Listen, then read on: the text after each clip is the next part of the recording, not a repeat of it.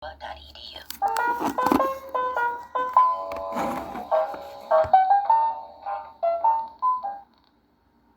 Support for NPR comes from this station and from BritBox, presenting Outrageous, a new BritBox original drama based on the scandal from Workday, from the sustaining members of this.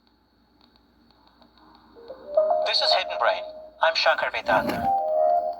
Victor Strecker is a public health researcher at the University of Michigan.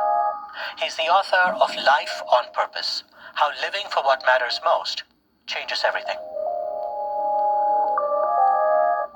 Vic, you say that one of the first steps to finding our purpose is to determine what we value. You suggest people pick a few things from a long list of possibilities. What's on this list? When people think about their values, it could be values that are like money. It could be appearance. It could be what people think about you. There are a lot of hedonic values, and everybody has those to some extent. But there are also transcending values, self-transcending values, meaning values that are bigger than yourself. So values such as compassion. I really think one of the most moral values to consider is kindness to strangers. We're all kind, probably, or most of us are kind to our family members, our loved ones. But can you be kind to people you don't know? I think that's a very self-transcending value. The things that people value very often aren't things, they're people. But when they're people who go beyond your direct sphere of knowledge, and you can build purposes around that, that's what I would call a truly self-transcending purpose.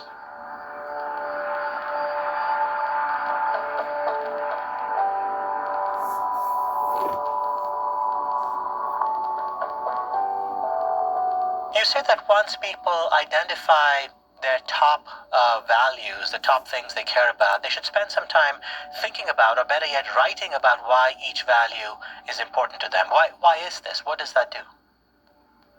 This is a process we call self-affirmation. So the idea of affirming who you are, when you're affirming your core values, it's almost like you're affirming, these are the roots in my tree, of my tree. This is like the bedrock of who I am. From that, my strengths grow, kind of the trunk of the tree. And from that, my behaviors and my emotions develop and respond, which are almost like the branches of our tree.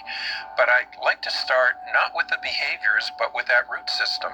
And starting with our core values, that is where we build our purpose.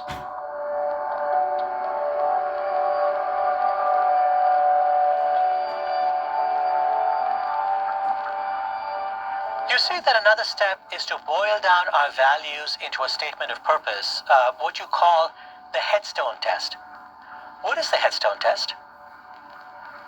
Well, I think the idea is, what would you want people to say about you 100 years from now, 200 years from now? Jonas Salk once said late in his life, we should all be good ancestors.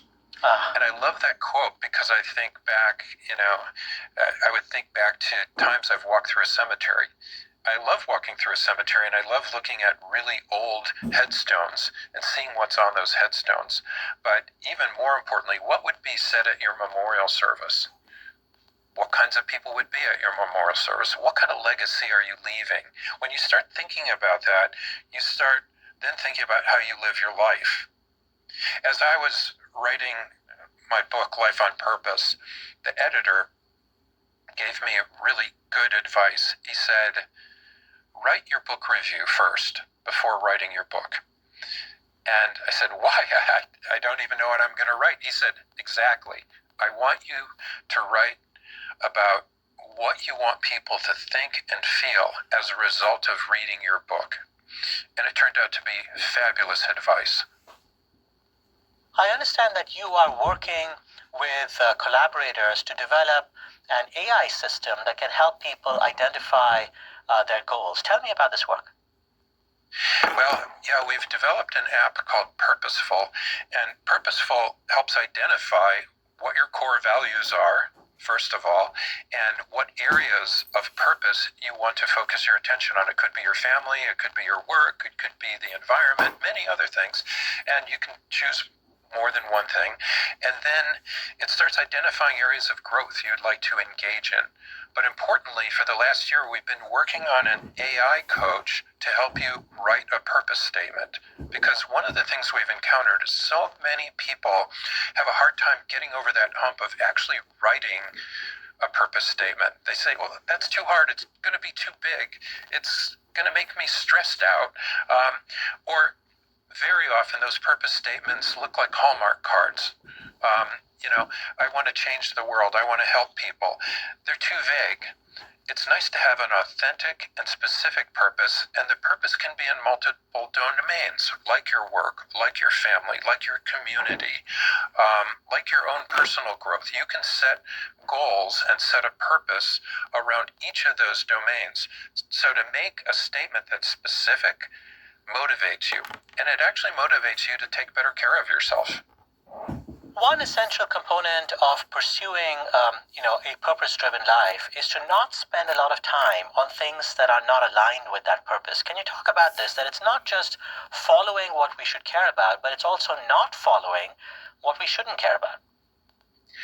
I wonder if we did a time motion study of everybody's lives and could parse out the part that really matters a lot to us and the part that really doesn't matter to us that we're doing just due to habit. Maybe there's social media engagements that don't really matter. Maybe I am worried about what Kim Kardashian is wearing today. Whatever those things are, you have to stop and ask yourself, are these really important to me? Are these important to my purpose and my goals that I've set in my life? Are they important to my core values? And I would guess that a large portion of our time is spent engaged in things that are not all that important. Now, sometimes you need downtime.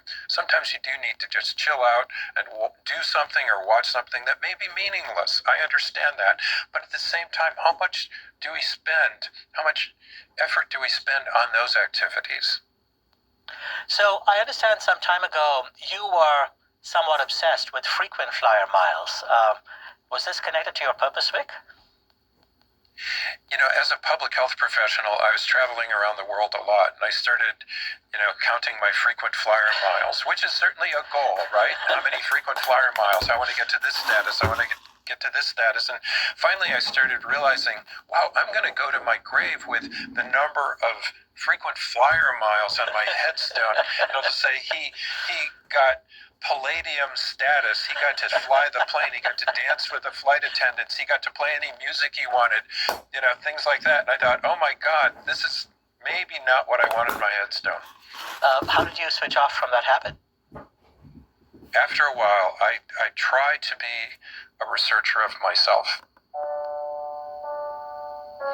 And I hope everybody listening to this may think, can I become a better researcher of myself? And all that means is carefully observing your life and what matters to you, what you're spending your time on, what you're spending your time thinking about, what you're obsessed with. Are those the right things to be obsessed with? And some of them may well be, and some of them may well not be. And then you have to say, my life is very finite. I'm here for this very brief time on this planet, an infinitely brief time. And what am I going to do with that brief time? Am I going to really spend a lot of time on social media or watching a lot of TV that I really don't care about? Or spending my time in arguments, or spending my time listening to things that I have no control over? Maybe I do have control over certain things. I have some agency over certain things. Maybe I can make a difference in this world during this brief time that I'm here. Maybe I can leave a legacy. Maybe I can be a good ancestor.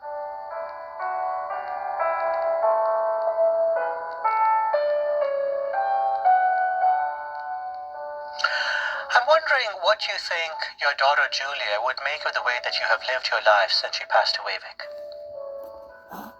I try to live my life in a way that Julia would have wanted me to live my life. Very often when I turn to her. What should I do? How would you recommend I make this decision? And it's very helpful. In that way, I think Julia is still living through me.